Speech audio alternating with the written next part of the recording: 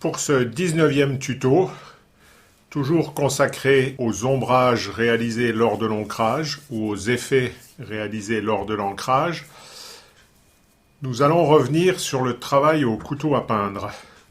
Alors vous vous souvenez peut-être, si vous l'avez regardé, du tuto numéro 12 sur les effets de fond, où nous avions utilisé le couteau à peindre pour répartir l'encre sur tout le fond, en traits réguliers, donc soit verticaux, soit horizontaux, soit même un peu plus variés. Puis, nous avions homogénéisé à l'essuie-tout uniquement le sujet, et nous avons fait l'ombrage du sujet en essayant de ne pas toucher à notre fond pour ne pas le détruire. Dans le présent tuto, nous allons faire le contraire, c'est-à-dire que nous allons travailler avec un fond qui sera relativement homogène. Bon, on pourra faire un dégradé, etc., mais on le travaillera à l'essuie-tout. Et par contre, nous ne travaillerons pas le personnage à l'essuie-tout, pas du tout, mais uniquement avec le couteau à peindre. Nous ferons les lumières, les ombres, éventuellement des rajouts d'ombres, tout ça au couteau à peindre. Pourquoi, je vous l'ai déjà dit d'ailleurs dans le tuto 12, pourquoi l'un et pas l'autre en même temps? Parce que si on met les deux à l'expérience, ça fait quelque chose de très chargé et de pas lisible. Donc il est préférable d'avoir une partie faite au couteau à peindre, donc assez chargée, et une partie plus douce faite à l'essuie-tout, et pas les deux en même temps. On va travailler toujours sur notre même sujet. Vous commencez à connaître, toujours sur les mêmes couleurs. Je vais mettre un tout petit peu de noir. Dans le dernier, j'ai craqué, j'ai fait un peu de brun quand même. Pour changer un peu du rouge et noir. Toujours noir de carbone, rouge géranium. Je fais mon mélange directement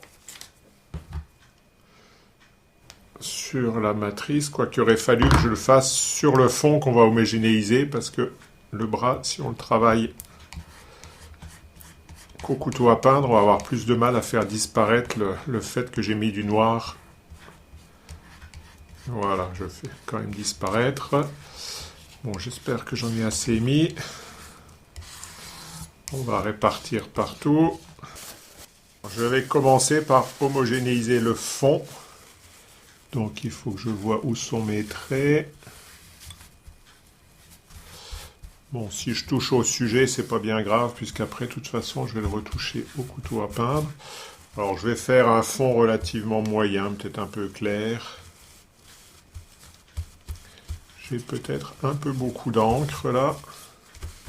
Je vais en enlever un peu sur le sujet, parce que j'en ai un peu beaucoup, là. Je la mets sur un coin de ma feuille, elle me resservira peut-être plus tard, comme on le verra probablement.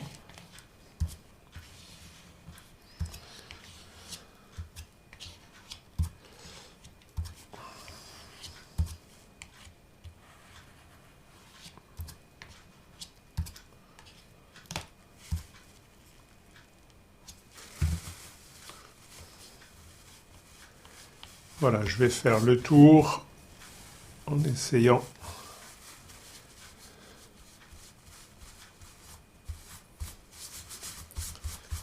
d'homogénéiser tout mon fond. Bon, je verrai après si je remets quelque chose sous le sujet pour qu'il n'ait pas l'air de flotter en l'air, mais pour cette démo, ce ne sera pas forcément indispensable.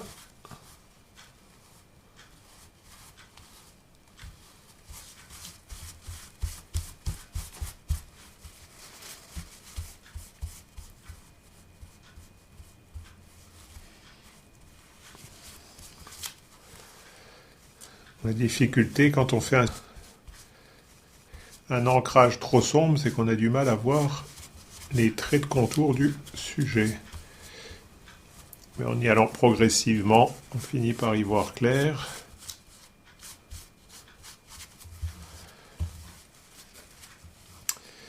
De toute façon, on pourra retoucher un peu le fond s'il le faut. Mais bon, en ayant dégagé le fond, on commence à avoir une idée plus précise du sujet, même s'il y a des traits qui nous induisent un peu en erreur. Là, il y a l'espace sous le bras. Bon, je le fignolerai plus tard. Maintenant, je vais procéder exactement comme d'habitude, mais au lieu de travailler à l'essuie-tout, pour dégager mes lumières, donc je commence toujours par dégager d'abord les lumières, je vais les dégager au couteau à peindre. Alors on va dégager par exemple l'épaule ici. Donc j'y vais assez franco, il faut que je suive le trait. On va faire tout le bras.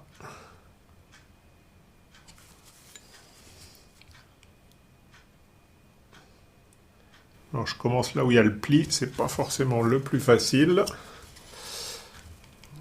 Comme d'habitude, je fais toutes mes lumières, je commence par faire par dégrossir, repérer toutes les zones où il va falloir enlever de la lumière. Ensuite, on fignolera davantage. Quoique dans cette technique, on n'est pas trop dans le fignolage. Bon, là, j'ai un peu dépassé, il faudra que je refasse mon fond.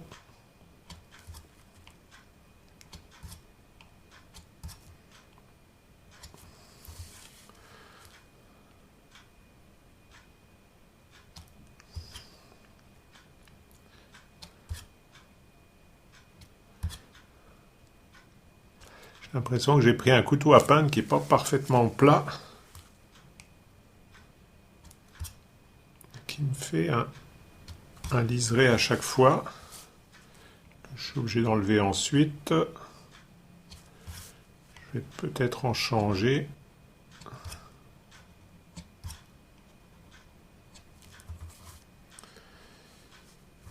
Alors la main là.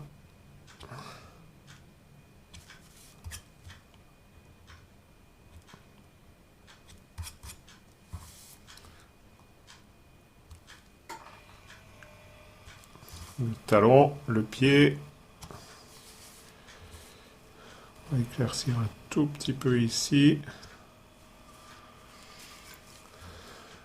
Voilà, ça commence à prendre forme tout doucement. Ça restera quelque chose d'assez brut par rapport à ce qu'on a fait juste avant.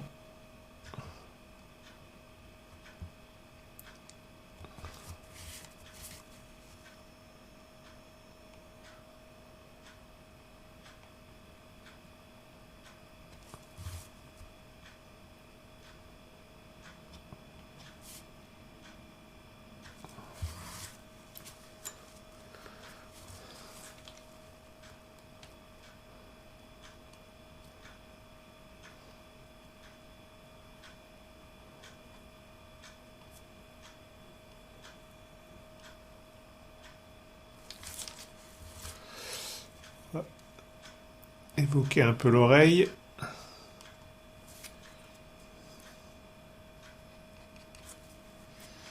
Le cou.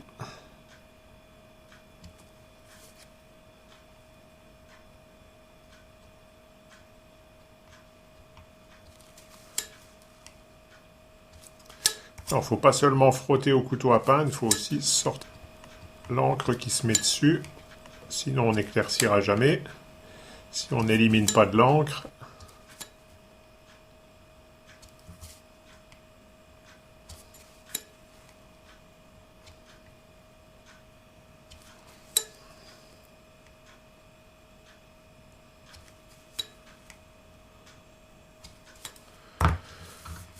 Voilà, je vais continuer à fignoler, vous avez compris le principe. Donc ici, on ne va pas trop travailler sur les demi-teintes, puisque on garde le sujet. Donc on fait avec l'ancrage qui était au départ. On a fait un peu les lumières là, bon je les continuerai après. Je vais vous montrer tout de suite pour faire des ombres maintenant.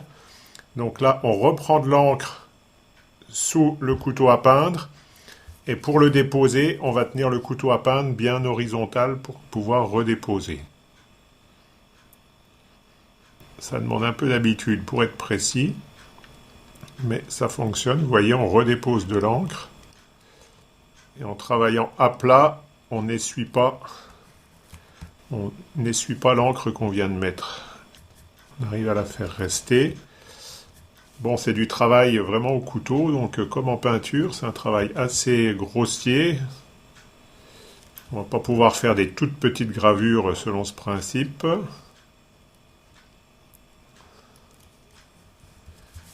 Je vais en remettre ici.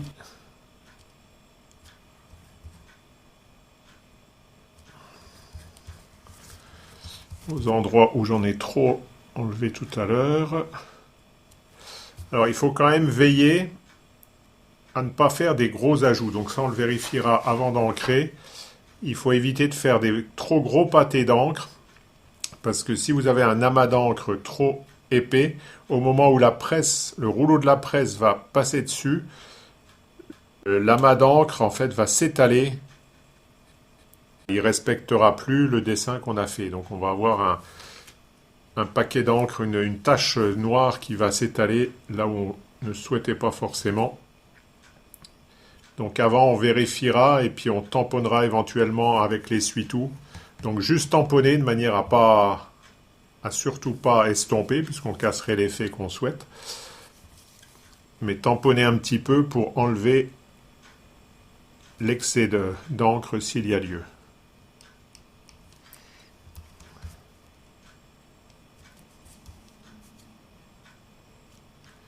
Vous voyez que c'est assez pratique pour rajouter de l'encre, autant que pour en enlever.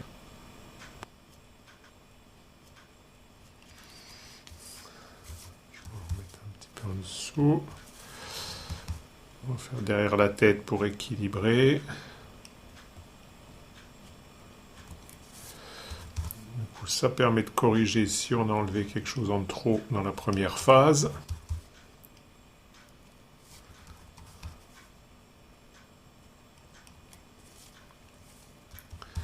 Voilà, ça commence à prendre tournure. Ici, il faudrait que j'en mette un petit peu.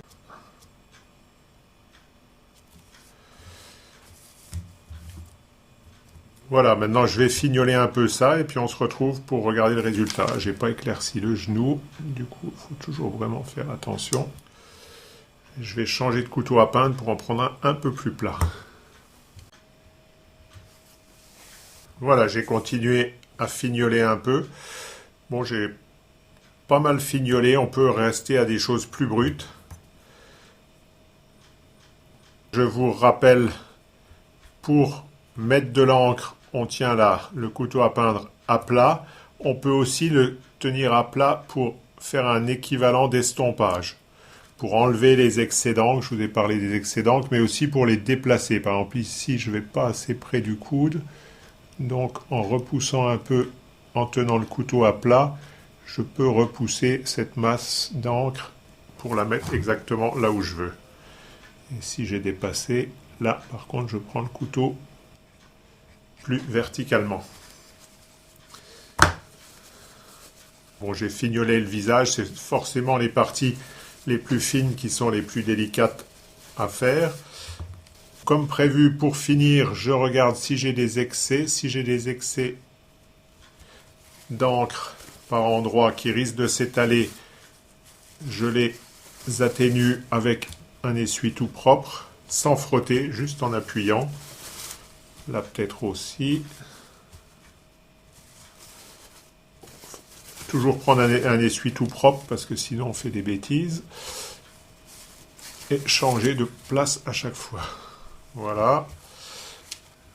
Je refais le tour de mon sujet pour voir si mon contour est toujours bon. Donc là, je peux en enlever un petit peu. Bon, je vais le laisser flotter en l'air, c'est pas grave. Ou non, je vais peut-être...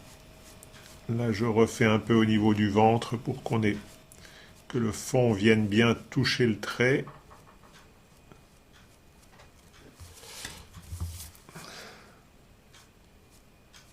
Je pourrais encore ici utiliser des caches si je voulais assurer vraiment une finition parfaite.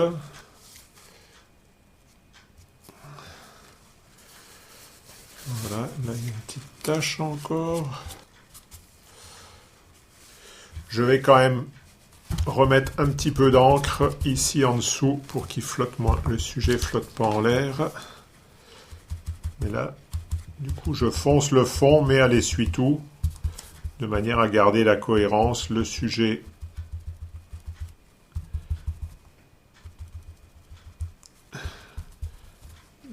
au couteau à peindre et le fond, y compris un support un peu implicite du personnage,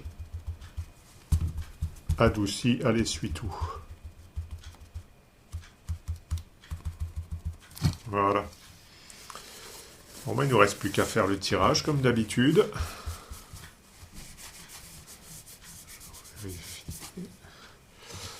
Là, j'ai de nouveau un peu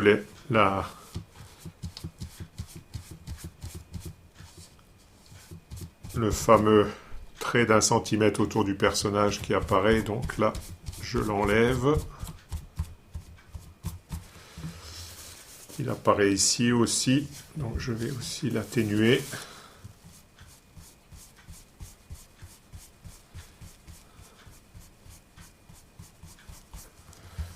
Voilà, c'est un peu mieux. On a un fond qui n'est pas tout à fait uni, mais aussi bien.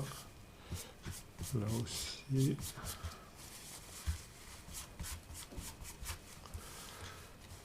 Voilà, on va en rester là. À tout de suite. Voilà le tirage résultant. Donc vous voyez que par rapport à ce qu'on a fait précédemment, on a quand même quelque chose de beaucoup plus brut. On aime ou on n'aime pas. Moi je trouve qu'il y a un petit côté année 1970 là-dedans. Ça plaît pas forcément. Personnellement, j'aime bien de le faire de temps en temps quand on a fait des choses très estompées, très léchées. Ça fait du bien de se lâcher un peu à faire des choses comme ça.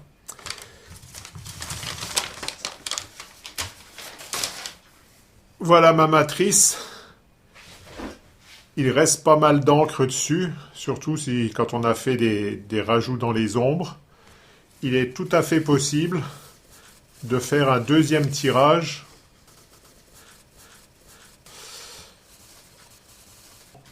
en reprenant l'ombrage et ce coup-ci en travaillant classiquement à l'essuie-tout, quitte à rajouter un peu, rajouter une deuxième couleur. Donc je vais le faire là et pour vous montrer ce que ça donne. C'est quelque chose que je fais assez fréquemment puisque les tirages au couteau à peindre utilisent pas mal d'encre, donc il en reste pas mal sur la matrice. Et c'est un cas où le deuxième tirage peut s'avérer intéressant, mais non pas un deuxième tirage brut, mais un deuxième tirage retravaillé. Voilà, comme prévu, j'ai tout réestompé, tout réadouci à l'essuie-tout. J'ai rajouté un peu de mélange de noir et de brun pour marquer davantage les ombres. J'ai marqué les lumières avec un peu de jaune pour éclaircir, pour changer un peu, pour réchauffer un peu. Et on va voir ce que donne ce deuxième tirage. Voilà le résultat. Donc comme on pouvait s'y attendre, les traits sont assez faibles, même irréguliers ici. Ils vont être un peu trop faibles dans le visage, parce qu'en fait c'est quand même une zone qu'on travaille pas mal, donc on essuie pas mal. Donc c'est un deuxième tirage, donc assez typique. Moins clair que certains seconds tirages, puisque comme je vous le disais, quand on travaille au couteau à peindre, on laisse plus d'encre, donc j'en avais encore pas mal. Et puis bon, j'ai réancré les ombres, donc ça, ce qui permet d'avoir des zones quand même relativement foncées. Mais au niveau des traits, puisqu'on n'a pas repassé le couteau à peindre dans les traits, on est quand même un peu léger.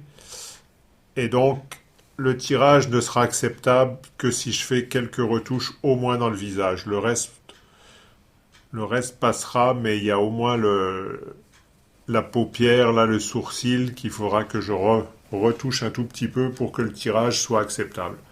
Sinon, si je fais pas de retouche, il est juste bon pour la poubelle. Ce qui conforte ce que je vous disais sur les deuxièmes tirages, c'est que c'est vraiment à utiliser avec parcimonie ou si l'on souhaite des effets particuliers. notamment pour réaliser des fonds, pour retravailler dessus après à l'encre de Chine ou autre. Là, ça peut être intéressant, mais sinon, c'est quand même toujours risqué. Alors, comme il faut que je vous fasse l'image de générique, je vais essayer de voir ce que ça peut donner de travailler un sujet un peu technique comme celui-ci au couteau à peindre. J'ai travaillé jusqu'à présent, dans l'exemple que je viens de traiter, de manière, je ne parle pas du deuxième tirage, mais dans ce que j'ai fait au couteau à peindre, de manière monochrome. Je vais voir ce que ça peut donner sur cet exemple de travailler au couteau à peindre avec plusieurs couleurs. Et ensuite, je vous montrerai un exemple vraiment là très coloré, mais déjà fini. Voilà ce que j'ai réussi à faire sur ce sujet qui est quand même pas très facile pour cette technique. Ou alors c'est peut-être parce que j'ai pas beaucoup l'habitude. Mais en plus j'ai utilisé un noir d'ivoire qui me permet pas de faire des rayures de blanc bien nettes. Les blancs ressortent pas vraiment. Je vais refaire ici quand même. Bon, on va faire le tirage et on va voir ce que ça donne. Mais bon, ça vous montre qu'il y a des sujets qui se prêtent mieux que d'autres à ce type d'effet. Et des couleurs aussi, les encres, comme toujours, réagissent différemment, accrochent plus ou moins au fond. Donc selon les encres que vous utiliserez, vous aurez des résultats, des possibilités différentes. Voilà le résultat. On constate d'ailleurs, comme souvent, que le rendu du tirage n'est pas exactement le même que le rendu de la matrice ancrée. Déjà parce que le papier est blanc alors que la matrice est argentée et brillante. Et puis aussi parce que on a des zones blanches ici qui ne ressortaient pas forcément aussi blanches, même au niveau des rouleaux. Vous voyez, je vous avais dit que j'arrivais pas à avoir des bourreaux de blanc. Finalement, on a du blanc qui ressort bien. Ce qui veut dire que sur la matrice, il y avait un voile d'encre ancienne séchée qui paraissait empêcher d'avoir des blancs purs, alors que finalement, on a les blancs purs. Donc de temps en temps, là, il faut nettoyer quand même ces matrices, mais c'est pas facile quand elles sont bien encrassées. Donc ça, c'est une matrice qui a quand même beaucoup servi quand on regarde le dos. Bon, là, je l'ai nettoyé un petit peu au savon et je l'ai repassé ensuite au bleu outre-mer, parce que même le savon, ça suffisait pas à enlever le voile qui est un peu partout. Deuxième remarque importante, je vous ai dit, lorsqu'on faisait le tirage précédent, qu'il fallait faire attention aux amas d'encre. Ici, on en a deux beaux exemples, un ici et un ici. Donc, où l'encre a été écrasée et a fusé. Et en particulier ici, on voit que le rouleau devait aller dans ce sens-là. Il a écrasé l'encre et il l'a poussé il a poussé la tache hors de la zone qui doit être noire. Donc là, on a vraiment une tache qui est gênante. Donc, comme je vous le disais, il faut vraiment faire attention, repasser, regarder sur ce type de tirage, regarder si on n'a pas créé des gros amas d'encre. Donc sur ce type de tirage au couteau à peindre ou sur tout type de tirage où on garde un fond très très foncé ou des zones très très foncées. J'ai fait une duplication de matrice parce que j'en avais besoin pour la suite, mais finalement je crois que je vais la garder comme un tirage sur Tetra Pak parce que je trouve que le rendu est assez sympathique. Et comme c'est sur Tetra Pak, ça m'a donné la possibilité de corriger cette tache qui avait débordé, donc je l'ai frotté à l'essuie-tout, puis au couteau à peindre, j'ai refait le réhaut de blanc. Là, j'ai rectifié un petit peu ici. J'ai refoncé un peu les deux boules là, donc là, ça se voit. Par contre, j'ai pas réussi à nettoyer proprement le fond. J'ai un résultat là qui me plaît bien, donc je vais le garder et je referai une autre duplication. Je vous ai promis de vous montrer d'autres exemples. Donc voici un exemple qui a été réalisé Toujours au couteau à peindre, à part le fond, qui a quand même amené des effets sur le fond, mais qui ont été faits quand même à l'essuie-tout. Hein. Donc on voit que là, le fond a été adouci. Le bas a été fait au couteau à peindre et puis un peu adouci sur la partie haute pour faire quand même un contraste, hein, qu'on n'ait pas deux zones au couteau à peindre qui cohabitent de trop près. Ça, c'est typiquement un tirage que je fais en fin de séance lorsque j'ai utilisé plein de couleurs. En fait, j'ai raclé tous mes fonds de palette, j'ai repassé toutes les pages de mes revues pour voir là où j'avais déposé de l'encre. J'ai posé des taches d'encre un peu partout et ensuite je les ai étalées au couteau à peindre pour avoir ce résultat un peu multicolore. Et puis comme on l'a fait tout à l'heure, j'ai prolongé ce tirage en faisant un second tirage sans réancrage total. J'ai plutôt réadouci la matrice donc, qui venait d'être imprimée. Je l'ai réadouci à l'essuie-tout. J'ai refait mes lumières bien propres. J'ai remis un peu du jaune, là je pense, dans le fond. J'ai nettoyé le fond et ensuite j'ai remis un peu de jaune. J'ai mis un peu des lumières, donc on n'a pas de problème ici de trait qui serait insuffisant. Donc on a deux rendus différents, tous les deux réalisés avec des chutes d'encre, les restes d'encre, donc on ne perd rien, on peut tout utiliser. Nous avons réalisé deux tirages, deux exemples, plus ce second tirage aussi, mais qui n'est pas de la même technique. Je ne sais pas si vous avez été convaincu par cette esthétique. Je comprendrais fort bien que vous ne le soyez pas, parce que je trouve que mes exemples ne sont pas très convaincants. Celui-ci, parce que le sujet ne s'y prête pas tellement.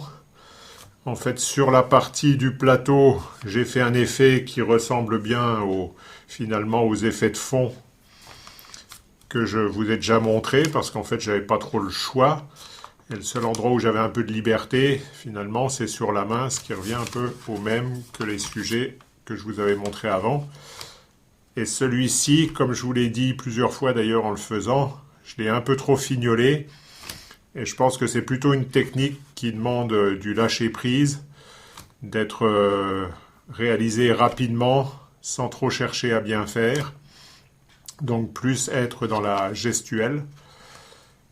Et donc je vais vous montrer quelques autres exemples en espérant qu'il y en ait qui vous convainquent un peu plus.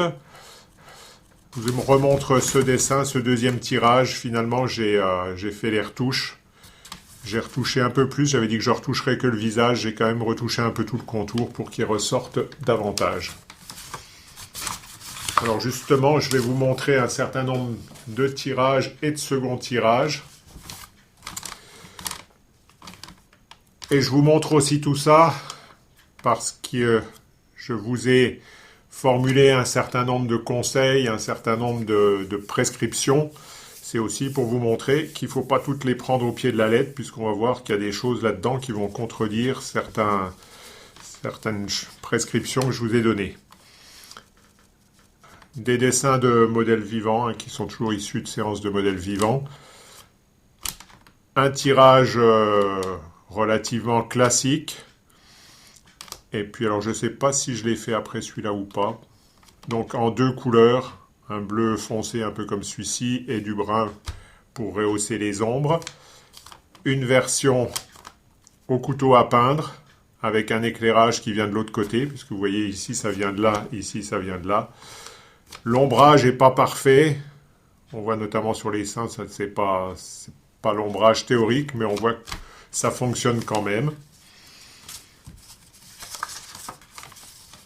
Même chose, je vous mets le dessin simple pour que vous voyez à quoi ressemble la matrice, donc avec un ombrage à l'ancrage, et puis une version au couteau à peindre. Une version ici avec fond réalisé au couteau à peindre, et une version avec le motif réalisé au couteau à peindre, un peu d'effet filé dans le fond, un effet assez dramatique. J'ai travaillé en bleu et j'ai rajouté les ombres dans une couleur qui doit être un rouge ou un brun, mais qui est tellement foncé qu'on ne le voit pas beaucoup. Et puis pour compléter, le deuxième tirage que j'ai réalisé avec le reste d'encre. Donc là, on voit que les ombres étaient faites dans une couleur plutôt rouge, plutôt chaude. Dans le même genre, un ombrage au couteau à peindre où j'ai laissé des masses d'encre assez importantes. Donc là, ça a un peu fui. Donc le rouleau devait avancer dans ce sens-là. Donc là, ça a un peu fui le long du pli. Pour le reste, ça s'est pas trop mal comporté. Mais bon, j'en avais quand même mis beaucoup, ce qui m'a permis de faire un second tirage directement, là, sans retouche. Un autre exemple dans le même style, avec le deuxième tirage fait dans la foulée. Alors pour les deuxièmes tirages, donc j'estompe. Pour bien avoir les traits, quand on a beaucoup d'encre comme ça, on pourrait avoir intérêt à commencer par repasser un peu au couteau à peindre pour remettre de l'encre dans les traits, puisque c'est souvent ce qui manque au second tirage. Mais si on fait ça, du coup, on détruit les restes d'ombrage qu'on a. Donc c'est un choix à faire. Là, un dessin au couteau à peindre et son deuxième tirage. Enfin, je pense que oui, si c'est un deuxième tirage, puisqu'on reconnaît bien la lumière ici, donc c'est bien le même. Donc là, le fond a été fait avec un peu d'effet de filet. J'ai dû mettre un petit peu de couteau à peindre pour marquer cet éclairage un peu avec un peu des rayons. Bon, quand le dessin de base n'est pas terrible, c'est pas les effets qui vont tout sauver. De même ici. Alors ici, oui, je vous disais que j'allais contredire un peu ce que je vous ai dit. Je vous ai dit que si on faisait le motif et le fond au couteau à peindre, c'était trop chargé généralement. Bon, là, ça passe encore parce qu'on a un effet différent. Donc, on a un effet un peu explosé au couteau à peindre derrière, alors que le motif est fait plus dans les ombres. Donc, les deux ne se confondent pas. Donc, c'est encore à peu près acceptable. Là, une version bicolore, faite en brun avec des rajouts au couteau à peindre de bleu, avec toujours des masses un peu épaisses. Donc du coup, le rouleau est arrivé par le haut, donc ça a fait couler l'encre ici. Donc c'est quelque chose dont je me méfie jamais assez, mais il est vrai qu'on a du mal à percevoir l'épaisseur des masses d'encre. Et ici, son second tirage. Donc qui est assez sympathique, je trouve, au niveau des modelés. Trois versions du même. Donc celui-là, je ne sais plus si je vous l'ai déjà montré. Donc un fond réalisé au couteau à peindre, à l'exception de la partie de lumière où on voit qu'elle a été estompée à l'essuie-tout. Bon, une version à 45 degrés du couteau à peindre, du fond. Une version du même sujet, réalisé un peu comme celui qu'on a vu avant, avec un fond explosé, un sujet au couteau à peindre. Donc là, par contre, ça confirme ce que je vous ai dit. On a quand même quelque chose de très lourd et de très chargé. C'est pas forcément très heureux. Par contre, le second tirage, j'ai estompé, mais en gardant des traces de la version couteau à peindre. Donc on voit ces traces ici, particulièrement sur le socle. Donc ils sont légèrement estompés par le fait que c'est un second tirage, mais parfois estompés aussi ici à l'essuie-tout. Donc on a un résultat qui est assez intéressant, là je trouve, et le fond qui s'est bien éclairci. Donc ça c'est plus satisfaisant. Et enfin, dernier exemple où là on a fait uniquement un fond et le sujet entièrement au couteau à peindre, pas d'essuie-tout ni sur l'un ni sur l'autre. Par contre, de gros rayons de blanc, donc on a entre la méthode du rayon de blanc et la méthode du couteau à peindre, donc des rayons de blanc très larges ici, sur toutes les parties au soleil, un peu sur le visage, et donc un résultat qui fonctionne. Voilà, mais l'important, comme d'habitude, c'est pas ce que je vous montre, c'est ce que vous allez faire avec vos talents de dessinateur, avec votre imagination et en espérant que ça vous a donné des idées.